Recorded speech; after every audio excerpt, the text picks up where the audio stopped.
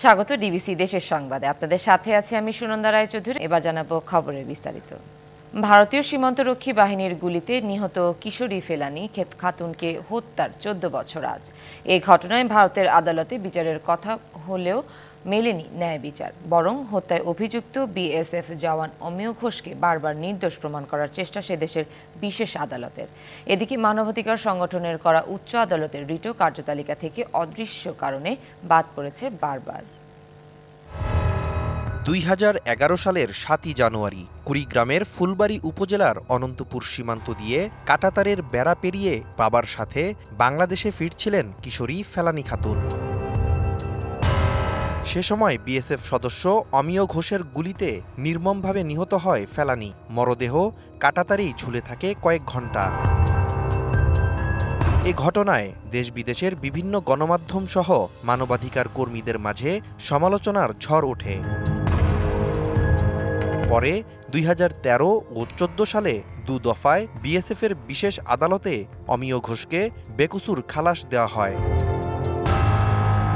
2015 সালের 14 জুলাই ভারতীয় মানবাধিকার সংগঠনের সহায়তায় উচ্চ আদালতে রিট দাখিল করেন ফেলানীর বাবা নুরুল ইসলাম। কন্যা হত্যার ন্যায় বিচার পাওয়ার স্বপ্ন এখনো দেখে তার পরিবার। এখন যদি আমি যে কোনো জায়গায় যদি কাটাতারে যাই, যদি আমার কাটাতার নজরে পড়ে চোখের সামনে, আমার দেখি আমার যে ফেলানির কথা মনে হয়। আজ মধ্যে আমি বুকে খালি কষ্ট দিয়ে রাখছি, আমি বিচারটা পাবো, কিন্তু এখনো বিচারটা পাইনি। আমাদের নতুন সরকার বইছে, এই সরকার যেন আমার ফেলানির বিচারটা যেন সুস্থভাবে করে। আর অমিয় ঘোষের আমার ফেলানিরে যেরকম কাঁটাতারের মধ্যে ঝুলিয়ে মারছে, ওরকম যেন অমিয় ঘোষ যেন ওইভাবে শাস্তি হয় ওর। দীর্ঘ সময়েও নির্মম এ হত্যাকাণ্ড নিয়ে ভারতের উদাসীনতায় ক্ষুব্ধ স্থানীয়রা। বিচার পাইনি, 14 বছর হয়ে গেছে, এখন আমরা বিচার চাই, সুষ্ঠু বিচার চাই। ভারতে যে বিএসএফ গুলি করে মারছে, ফেলানির বিচার হলো না, আর কোনো বিচার পাই নাই, এটা আমরা বিচার চাই। ভারতের উচ্চ আদালত মামলাটি দ্রুতই নিষ্পত্তি করে মানবাধিকারের প্রতি শ্রদ্ধা দেখাবে এমন আশা আইনজীবীর। ভারতীয় উচ্চ আদালত মানবাধিকারের প্রতি শ্রদ্ধাশীল হয়ে তাদের দেশের সরকারের ভাবমূর্তি রক্ষার স্বার্থে এই ফেলানী হত্যার বিচার এটা নিশ্চিত করবেন। DBC news desk. দিনাজপুরে এবার প্রচুর পরিমাণে ফুলকপি উৎপাদন হলেও ক্রেতা নেই। 1 মণ ফুলকপি 40 টাকা দরেও কিনছে না পাইকার আড়তদাররা। লোকসানের হিসাব কমাতে ফুলকপি মাঠেই ফেলে রাখছেন কেউ কেউ, অনেকেই আবার খাওয়াচ্ছেন গবাদি পশুকে। কৃষকদের অভিযোগ, মৌসুমের এই সবজি চাষে তারা সর্বস্বান্ত হলেও মুনাফা লুটছে আড়তদাররা। দিনাজপুরে সবচেয়ে বেশি সবজি চাষ হয় খানসামা এবং বীরগঞ্জের 25 মাইলে। এখান থেকেই ঢাকা, নারায়ণগঞ্জ ও চট্টগ্রাম সহ দেশের বিভিন্ন অঞ্চলে যায় ফুলকপি। তবে এবার এই 2 উপজেলায় শত শত একর জমিতে পড়ে আছে ফুলকপি। কৃষকরা বলছেন 40 টাকায়ও 1 মণ ফুলকপি কেনার পাইকার পাচ্ছেন না তারা। খুচরা বাজারে প্রতি পিস ফুলকপি 20 থেকে 30 টাকা বিক্রি হলেও প্রান্তিক কৃষকরা আড়তদারদের কাছ থেকে পাচ্ছেন 1 থেকে 2 টাকা কেজি। তো হয়তো 1 টাকা কেজি, এখন 40 টাকা মণ। তবে বাজারে একটু বেশি, তো আমরা কৃষকরা আর কি কাটতে গেলেও হয়তো বা লেবারের টাকাটা উঠবে না। আমরা যদি 500 টাকা হাজিরা দিয়ে কপি কাটে যদি বাজারে নিয়ে যায়, ভ্যান খরচে হয় না। প্রতি বিঘা জমিতে ফুলকপি চাষে 30,000 টাকা খরচ হলেও তা বিক্রি করে মিলছে 5 থেকে 7,000 টাকা। এতে কৃষকরা সর্বস্বান্ত হলেও মুনাফা বাগিয়ে নিচ্ছেন পাইকার ও আড়তদাররা। আমি একটা লেবার দিয়ে যদি আমি এটাকে কাটা করে মানে হারভেস্ট করি, এখানে ধরেন কি যে আমার লেবারের পয়সাটাই হয় না। আপনার 20 মণ 25 মণ কপি কাটা যায়, কিন্তু এই 20-25 মণ কপি নেওয়ার মতো কোনো পার্টি নাই। এই যে ক্ষেতের কপি ক্ষেতেই আছে, ওই পাশটা কাটে গরুকে খাওয়ানো হয়েছে। মৌসুমের এ সবজি সংগ্রহ করে বাজারে নিলে শ্রমিক ও যাতায়াত খরচও উঠছে না, তাই লোকসান কমাতে গবাদি পশুকে খাওয়ানো হচ্ছে ফুলকপি। 30-40 টাকা মনে নিচ্ছে না, তো এখন না নিলে কিভাবে কাটবেন? কামলার হাজিরা 7 থেকে 800 টাকা। কপি তো বিক্রি হচ্ছে না, ক্ষেতে কপি লাগা আছে, আর 2 দিন গেলে আর কপিটা কাটা যাবে না, এটা ফুটে যাবে। গত বছরে খানসামা উপজেলায় 1 টাকা কেজি দরে কৃষককে শসা বিক্রি করতে হয়েছে। এবার ফুলকপি বিক্রি করতে হচ্ছে 1 টাকা দরে। প্রান্তিক পর্যায়ে ফুলকপির ন্যায্য মূল্য নিশ্চিতে যথাযথ ব্যবস্থা নেবে সংশ্লিষ্ট মহল, এমনটাই আশা কৃষকদের। DBC news desk. পিরোজপুরে জরাজীর্ণ সেতুতে ঝুঁকি নিয়ে চলছে যানবাহন। সেতুর নিচ থেকে খসে পড়েছে কনক্রিটের ঢালাই, কাটা ড্রাম দিয়ে বন্ধ করা হয়েছে খসে পড়া অংশ। ঝুঁকিপূর্ণ চিহ্নিত করে সাঁটানো হয়েছে সাইনবোর্ড। এর উপর দিয়েই চলছে মাল বোঝাই ট্রাক, অ্যাম্বুলেন্স, মাইক্রোবাস ও অটোরিকশা সহ বিভিন্ন ধরনের যানবাহন। দুর্বল সেতুগুলোতে যে কোনো সময় ঘটতে পারে বড় দুর্ঘটনা, তাই এগুলো পুনর্নির্মাণের দাবি স্থানীয়দের। 1990 সালে 17 কিলোমিটার দীর্ঘ কাউখালী, চিরাপাড়া, ভিটাবাড়িয়া, ভান্ডারিয়া সড়কের খালগুলোর ওপরে নির্মাণ করা হয় বেশ কিছু লোহার ব্রিজ। সেতুগুলোর বয়স হয়েছে 3 যুগ। দীর্ঘ সময়ে এগুলো জরাজীর্ণ হয়ে যান চলাচলের অনুপযোগী হয়ে পড়েছে। কংক্রিটের ঢালাই খসে গিয়ে সৃষ্টি হয়েছে গর্তের। এছাড়া সেতুর লোহার ফ্রেমগুলো হয়ে গেছে ভঙ্গুর। সবচেয়ে খারাপ অবস্থা ওই সড়কের তালুকদারহাট ও বেলতলা এলাকার 3টি সেতুর। কচা নদীর ওপর বাংলাদেশ চীন মৈত্রী সেতু নির্মাণের পর এই সড়ক দিয়ে যান চলাচল বেড়েছে কয়েক গুণ। দূরত্ব কমাতে মঠবাড়িয়া, ভান্ডারিয়া ও পাশের এলাকার যানবাহন এই রাস্তা ব্যবহার করছে। জরাজীর্ণ ও ঝুঁকিপূর্ণ সেতু পার হতে গিয়ে প্রায়ই ঘটছে দুর্ঘটনা। ব্রিজে পাড়াইতে অনেক ঝুঁকিপূর্ণ ব্রিজ, যে কোনো সময় অ্যাক্সিডেন্ট হতে পারে। বড় বড় গাড়ি চালে কখনো কি হয় বলা যায় না। ঢালাই পড়ে গেছে, তারপরে ওই স্টিলের পাত দেওয়ার পরে ওই যে ঠালা হয়ে গেছে, নিচে ঢালাই পড়ে গাড়ি ঘোড়া উঠলেই কাইতেই পড়ে যায়, টায়ার একটি যায়। গাড়ি এই ভাঙায় বলে পেছনটা পড়িয়ে যায়। প্রত্যেক দিন 2-1টা অ্যাক্সিডেন্ট হয়। গাড়ি পড়িয়ে যায়, লোক পড়িয়ে যায়, গাড়ি সাইডে পড়ে ঢুকে যায় ভিতরে। কাউখালী, চিরাপাড়া, ভিটাবাড়িয়া, ভান্ডারিয়া সড়কে 2টি সেতু দ্রুত নির্মাণ করা হবে জানিয়েছেন সড়ক ও জনপথের প্রকৌশলী। বেলতলা এবং তালুকদারহাট ব্রিজটা পিএমপিতে টেন্ডারে প্রসেসিং এ আছে। আর বাকি যে সেতুগুলো আছে এগুলো 4 রাস্তা উন্নয়ন প্রকল্পে আছে, এটা মন্ত্রণালয়ে আছে। ওখান থেকে পাশ হয়ে আসলে আমরা সম্পন্ন করতে পারবো। দ্রুত সেতু নির্মাণ করে দুর্ভোগ অবসানের দাবি স্থানীয়দের। DBC news desk. উত্তরের জেলা পঞ্চগড়ে আজ তাপমাত্রা রেকর্ড হয়েছে 9.7 ডিগ্রি সেলসিয়াস। জেলায় বইছে মৃদু শৈত্যপ্রবাহ। শীতের আরও খবর জানাতে সরাসরি যুক্ত হচ্ছেন সহকর্মী আবু সালেম মোহাম্মদ রায়হান। রায়হান, শৈত্যপ্রবাহে জনজীবনে কেমন প্রভাব দেখছেন, আর এই তীব্র শীতে ছিন্নমূল মানুষের কি অবস্থা, সেই সাথে জানতে চাচ্ছি হাসপাতালগুলোর কি চিত্র দেখতে পাচ্ছেন?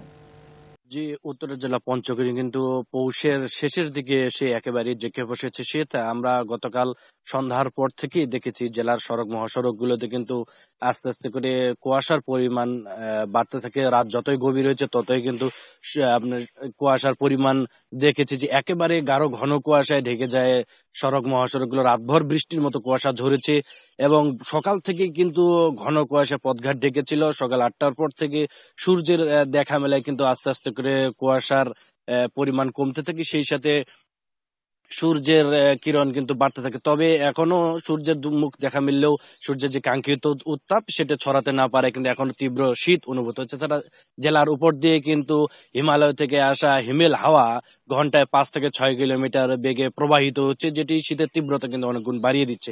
এই জেলায় কিন্তু নিম্ন আয়ের যারা মানুষ রয়েছেন, শীত এলেই তাদের ভোগান্তি কিন্তু অনেকটাই বেড়ে যায়। এছাড়া যারা শ্রমজীবী রয়েছেন, সকালবেলায় কাজের সন্ধানে বের হয়ে যান, তাদের কিন্তু এই শীতে ভোগান্তির কোনো কমতি থাকে না। শীত এলেই তাদের ভোগান্তির পরিমাণ বেড়ে যায়। অনেক সময় অনেকে কাজ না পেয়ে ফিরে আসতে হয়। এছাড়া যারা নিম্ন আয়ের মানুষ তারা কিন্তু আগুন পোহানোর মাধ্যমে শীত নিবারণের চেষ্টা করেন। আমরা গত কয়েকদিন আগে দেখেছিলাম যে জেলার আধুনিক সদর হাসপাতালে কিন্তু শীতজনিত নানা রোগীর সংখ্যা প্রতিনিয়তই বাড়ছে। যাদের ভর্তি হচ্ছেন তার বেশিরভাগই কিন্তু শ্বাসকষ্ট, ডায়রিয়া, আমাশয় সহ নানা রোগে আক্রান্ত হচ্ছে। এর মধ্যে গত 4 তারিখে কিন্তু পঞ্চগড়ের বোদা উপজেলার এক শিশু ডায়রিয়া এবং শ্বাসকষ্ট সর্দিতেই মারা যায়, যেটিকে ডাক্তাররা বলছেন যে শীতজনিত রোগেই কিন্তু তার মৃত্যু হয় এক শিশুর। তো এছাড়া তার 2-1 দিন আগে কিন্তু আরো একজন পঞ্চগড় বোদা উপজেলায় এক বৃদ্ধা আগুন পোহাতে গিয়ে কিন্তু অগ্নিদগ্ধ হয়ে মারা যান।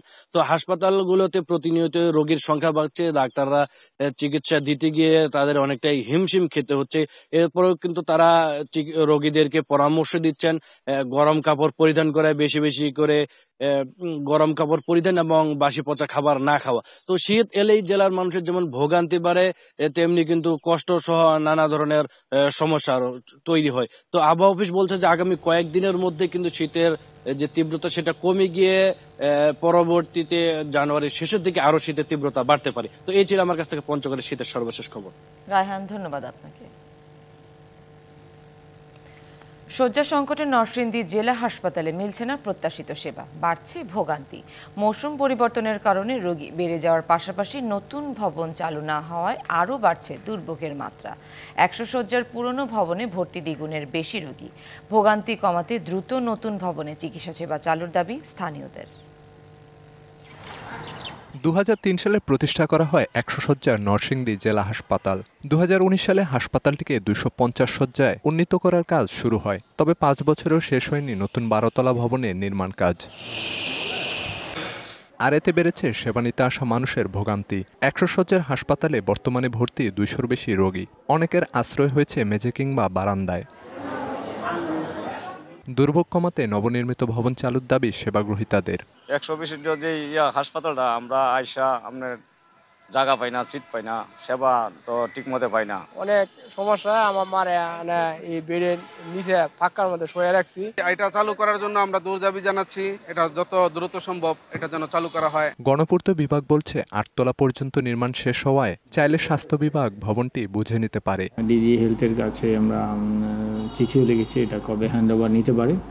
তো এখন ওনাদের ওইরকম প্রত্যুত্তর পায়নি। তো হ্যান্ডওভারের একটা ডেট দিলে আমরা হয়তো 2 সপ্তাহের মধ্যেই হ্যান্ডওভার দিয়ে দিতে পারবো। কিছু সীমাবদ্ধতা থাকলেও হাসপাতাল কর্তৃপক্ষের দাবি 6 মাসের মধ্যে নতুন ভবন চালু করা সম্ভব। আমাদের সিকিউরিটি গার্ড থেকে শুরু করে পরিচ্ছন্ন কর্মী এবং আমাদের সেন্ট্রাল অক্সিজেন সেটির সাপ্লাই এবং সেন্ট্রাল অক্সিজেনের জন্য আমাদের যে লিকুইড অক্সিজেন প্ল্যান্ট এবং ভিআই ট্যাঙ্ক এটিও আরেকটি জায়গায় স্থানান্তর করে সেখান থেকে আমাদেরকে এই নতুন বিল্ডিংয়ে আমাদের গ্যাস পাইপলাইনের সংযোগ দিতে হবে। এই কার্যক্রম সমাপ্ত করতে গেলে আনুমানিক 3 মাস থেকে 6 মাস সময় লাগতে পারে। নবনির্মিত ভবন চালু হলে মিলবে কাঙ্ক্ষিত সেবা, লাঘব হবে ভোগান্তির, এমন প্রত্যাশা জেলাবাসীর। DBC news desk. দিন দিন পরিযায়ী পাখিরা মুখ ফিরিয়ে নিচ্ছে ভোলা থেকে। নদীতে খাবারের অভাবের পাশাপাশি শিকারীদের দৌরাত্ম্য আর কোলাহল মুক্ত বিচরণ ক্ষেত্রের অভাবে এমন ঘটছে বলে মনে করছেন স্থানীয়রা। তবে উপকূলীয় বন বিভাগের মতে খাবারের সন্ধানে পাখিরা তাদের বিচরণ ক্ষেত্র বদলেছে। হেমন্তের শেষে দীর্ঘপথ পেরিয়ে শীতপ্রধান অঞ্চল থেকে হাজার হাজার পরিযায়ী পাখি আসে ভোলার চরাঞ্চলে। জেলার চারদিকে ঘিরে থাকা নদী আর বঙ্গোপসাগরের বুকে জেগে ওঠা ডুবোচরগুলো বিচরণের ক্ষেত্র হিসেবে বেছে নেয় তারা। এসব পাখির মধ্যে মহাবিপন্ন পাখি চামচঠুট বাটান, আছে সংকটাপন্ন পাখি দেশি গাংচোষা, বিভিন্ন প্রজাতির হাঁস, কাদাখোচারা প্রায় 6 মাস এখানেই অবস্থান করে। তাই বহুবিপন্ন পাখির টিকে থাকার জন্য এই অঞ্চলটি অত্যন্ত গুরুত্বপূর্ণ। তবে এবছর ভোলায় আসা পরিযায়ী পাখির সংখ্যা কম। অবৈধ মশারি জালে ছোট মাছ ও পোকামাকড় ধ্বংসের কারণে খাবারের সংকটের পাশাপাশি শিকারীদের দৌরাত্ম্যকে দায়ী করছেন স্থানীয়রা। দেশ থেকে অনেক লোক যায় শিকার করে, তারপর শহরের লোকজন আছে এদের ভয়ে পাখি সরিয়ে যায় গিয়ে। পোকামাকড় আর মাছ খাইতে পারে না, দেয় পাখিগুলো আসে না।